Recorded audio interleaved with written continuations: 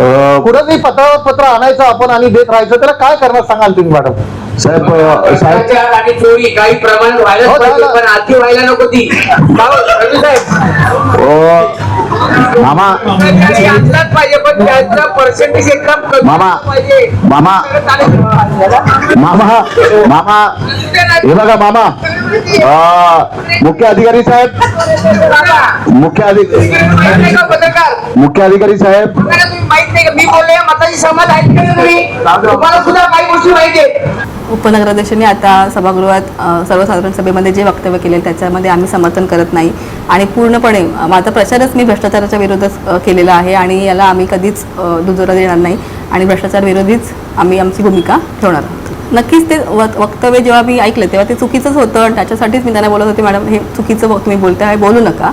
परंतु ते त्यांच्या ओघात मला वाटतं ते बोलून गेले.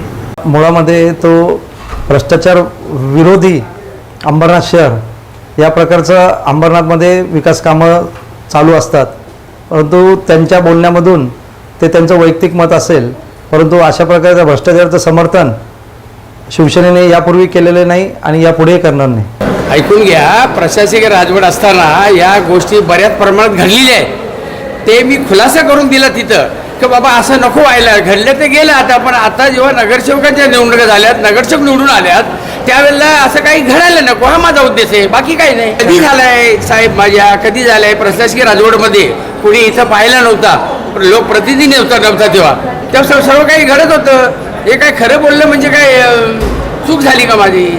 अहो नाही हो, तसं म्हणलं नाही तुम्ही. आता काय तुम्हाला काय बोलणार मी? बोललो फक्त प्रशासकीय राजवटमध्ये जे काही घडलंय ते घडत होतं, ते आता नको व्हायला पाहिजे होतं, आता नाही व्हायला पाहिजे होतं. आता लोकप्रतिनिधी आहेत, नगरसेवक आहेत सर्व.